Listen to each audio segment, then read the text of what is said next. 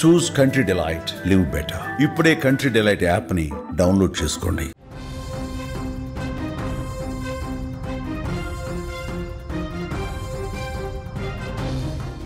కొన్నేళ్లుగా భద్రతా బలగాలకు చుక్కలు చూపిస్తున్న మోస్ట్ వాంటెడ్ మావోయిస్ట్ నాయకుడు హిడ్మా టీంపై ఛత్తీస్గఢ్ పోలీసులు గురిపెట్టారు.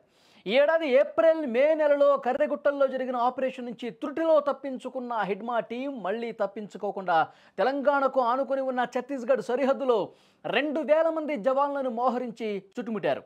బస్తర్ అడవుల్లో డిఆర్జీ, సిఆర్పీఎఫ్, ఎస్టీఎఫ్ బలగాలు అస్త్రశస్త్రాలతో సరిహద్దులో కాపుగాస్తున్నాయి. ప్రధానంగా హిడ్మాతో పాటు దేవ, ఎర్ర, కేసా నాయకత్వంలోని గెరిల్లా టీంను లక్ష్యంగా చేసుకుని ఈ ఆపరేషన్కు శ్రీకారం చుట్టిన పరిస్థితుంది. డ్రోన్లతో నిరంతరం ఈ ప్రాంతంలో నిఘా పెట్టారు. ఇక అత్యవసర పరిస్థితిని ఎదుర్కొనేందుకు బీజాపూర్ జిల్లాలో ఒక హెలికాప్టర్ను కూడా స్టాండ్ బై మోడ్లో ఉంచినటువంటి పరిస్థితుంది. చివరిసారి తప్పించుకున్న హిడ్మాతో సహా అగ్రశ్రేణి నాయకులు ఉన్న ప్రాంతాల వైపుగా భద్రతా బలగాలు కదులుతున్నటువంటి సమాచారం వస్తుంది. ముఖ్యంగా అబూజ్మడ్ సరిహద్దు అడవుల్లో సవాల్తో కూడుకున్నటువంటి ఈ ఆపరేషన్లో హిడ్మా రహస్య స్థావరాలు గుర్తించేందుకు డిఆర్జీ, కేంద్ర బలగాలు మావోయిస్టు పట్టున్న గ్రామాల సాంకేతిక మ్యాపింగ్, థర్మల్ ఇమేజింగ్ ద్వారా అత్యాధునిక సాంకేతిక పరిజ్ఞానాన్ని కూడా ఉపయోగిస్తున్నాయి. ప్రధానంగా దక్షిణ బస్తర్ పరిధిలోని బీజాపూర్, దంతెవాడ, సుక్మా జిల్లాల్లో ఈ ఆపరేషన్ మొదలుపెట్టినట్టుగా కనిపిస్తోంది.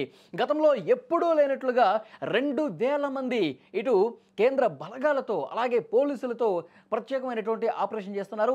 ఈసారి ఎట్టి పరిస్థితుల్లో గతంలో తప్పించుకున్నటువంటి హిడ్మా బృందాన్ని ఈసారి ఎట్టి పరిస్థితుల్లో పట్టుకోవాలనేటువంటి ఉద్దేశంతో 2000 మంది బలగాలతో మొత్తం కూడా సరిహద్దు ప్రాంతాలని చుట్టుముట్టిన పరిస్థితుంది. తెలంగాణ, ఛత్తీస్గఢ్ సరిహద్దు ప్రాంతాలు ఎక్కడైతే హిడ్మా తన స్థావరాన్ని ఏర్పాటు చేసుకుని ఏదైనా భద్రతా బలగాల కదలికలు కనిపిస్తే ఈజీగా తప్పించుకునే మార్గాలు ఉన్నాయో వాటన్నిటిని పూర్తిగా మూసేసి అష్టదిగ్బంధనం చేసినటువంటి పరిస్థితి. అందుకే పెద్ద సంఖ్యలో గతంలో ఎప్పుడూ లేనట్టుగా 2000 మంది బలగాలతో ఒక ప్రత్యేకమైనటువంటి ఆపరేషన్ చేస్తున్నటువంటి పరిస్థితి. ముఖ్యంగా ఈ ఆపరేషన్ కూడా అస్సలు మిస్ కాకూడదు, హిడ్మా ఈసారి ఎట్లాగైనా మన వలలో చిక్కాల్సిందన్నట్టుగా ఒక ప్రత్యేకమైనటువంటి వ్యూహాన్ని రూపొందించిన పరిస్థితి కనిపిస్తోంది. బీజాపూర్ కావచ్చు, దంతెవాడ కావచ్చు, సుక్మా కావచ్చు, మొత్తం కూడా జల్లెడ పడతా ఉన్నారు. ప్రతిరోజు కూడా బలగాలు లోపలికి, అడవి లోపలికి జల్లెడ పట్టుకుంటూ ముందుకు కొనసాగుతున్న పరిస్థితి. మొత్తం ఒక వలయం రూపంలో వీళ్ళు ఆపరేషన్ చేస్తున్నటువంటి నేపథ్యంలో ఎక్కడ కూడా తప్పించుకోవడానికి స్కోప్ లేని విధంగా చేస్తూ ఉన్నారు. ఇంకొకటి, అత్యాధునికమైనటువంటి డ్రోన్ కెమెరాలను కూడా ఉపయోగిస్తున్నారు.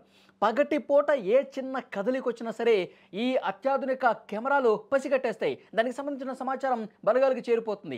అదే రాత్రి సమయాల్లో కూడా ఈజీగా థర్మల్ ఇమేజింగ్ చాలా స్పష్టంగా రాత్రి సమయంలో కూడా క్లియర్గా మన మావోయిస్టులకు సంబంధించిన స్థావరాలు ఎక్కడెక్కడ ఉన్నాయని కూడా కనిపెట్టే అవకాశం ఉంది. సో డెఫినెట్గా అలాంటి అత్యాధునికమైనటువంటి డ్రోన్ కెమెరాలను వాడుతున్న నేపథ్యంలో ఇది చాలా ఉపయోగకరంగా ఉండబోతుంది. ఈ ఆపరేషన్ సక్సెస్ఫుల్ కావడంలో అవి కీలక పాత్ర పోషిస్తాయని కూడా సమాచారం వస్తుంది.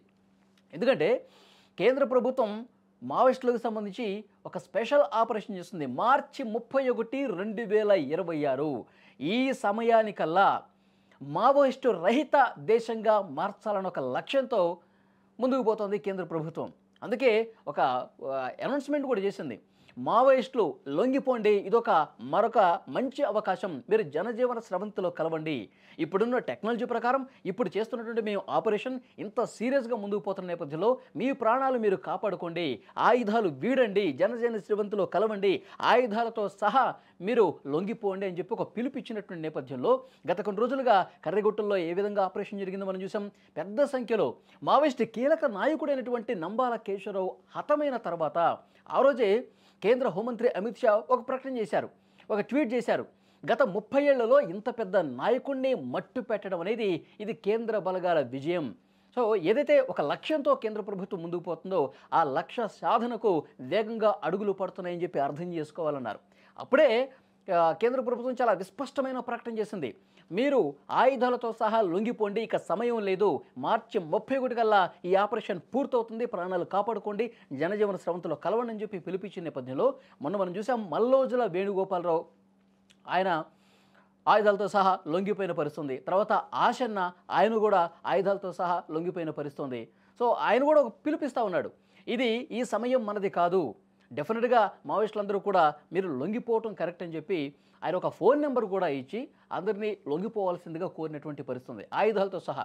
గత నెల రోజుల వ్యవధిలోనే దాదాపు 5 నుంచి 600 మంది మావోయిస్టులు తమ ఆయుధాలతో సహా పోలీసుల ముందు లొంగిపోయినటువంటి పరిస్థితి ఉంది. రాష్ట్ర ముఖ్యమంత్రుల స్థాయిలో వాళ్ళు లొంగిపోయినటువంటి పరిస్థితి ఉంది, ఛత్తీస్గఢ్లో కావచ్చు, మహారాష్ట్రలో కావచ్చు.